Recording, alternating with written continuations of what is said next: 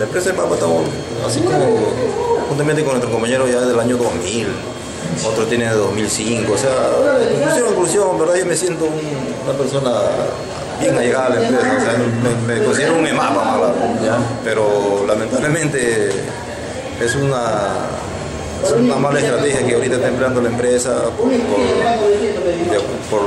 por su gerente o sus gerentes de obra, nuevos puestos que han ocupado hace poco, la semana pasada. Sí, ¿qué es lo que está pasando? Y en sí está pasando de que cuando nosotros hemos estado trabajando, hemos venido trabajando ya constantemente, y cuando vamos a renovar el contrato nos vamos con la sorpresa que hay un declive de nuestra categoría. El operario pasa a oficial, el oficial pasa a peón. En su caso, por ejemplo. En mi caso yo soy operario, me están poniendo como oficial.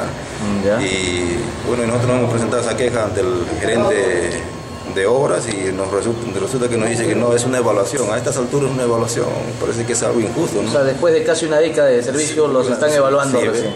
Y en cambio sí hay otras personas que nunca han trabajado y son los más allegados, que prácticamente tienen buenas categorías, ¿no? ¿Han llegado a ocupar las plazas de ustedes?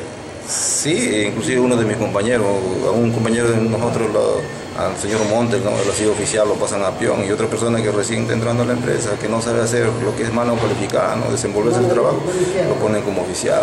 Ahora, ¿esto implica también el tema ya de anular los beneficios que han venido recibiendo? Y encima de eso, ¿no? Che, que tanta injusticia. Yo pienso que el MAP es una empresa privada, donde al menos debe tener consciente en sus trabajadores, ¿no? Otra injusticia de que nos quieren firmar un contrato desde hoy día 3 hasta el 30, prácticamente no cumplimos el mes y prácticamente no tenemos el goce de nuestros beneficios, que es nuestra liquidación. Sí lo han venido teniendo ustedes durante todo el tiempo. Sí, lo hemos venido teniendo de acuerdo a los contratos anteriores que nos han hecho, ¿no? Con las gestiones anteriores de EMAPA. Inclusive con esta gestión, ¿no? Por eso es que a nosotros nos sorprende, ¿no? De que a pesar de que en esta gestión no estamos trabajando bajo ese régimen, de que tenemos alcance a nuestros beneficios sociales, ¿no? Que es liquidación, ¿no? Nos sorprende de que tomen este tipo de estrategia. ¿De no firmar el contrato? ¿Qué va a hacer? Bueno, como nos dijeron, ¿no? Si no firman el contrato, no firmen, no trabajamos. Así de fácil, ¿no?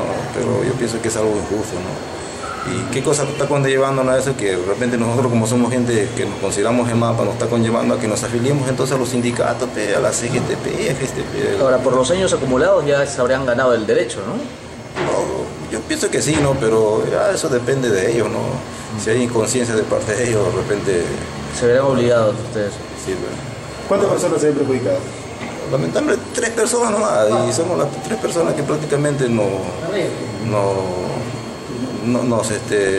estamos bien vinculados a la empresa. Sacamos un carro, hacemos horas de extra, o sea, cumplir nuestro trabajo hasta horas extras que de repente ni nos lo reconocen, ¿no? Pero somos conscientes de que estamos con la camiseta de MAP y tenemos que trabajar hasta cumplir una labor, ¿no? ¿Recientemente en qué obra han estado laborando ustedes? Hemos estado en la obra de Atalaya.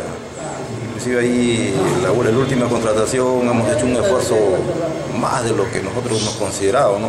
Hemos pasado más de las 8 horas trabajando hasta las 7, las 8, cosa que de repente nuestros jefes no lo han tomado en cuenta, pero así es, ¿qué vamos a hacer?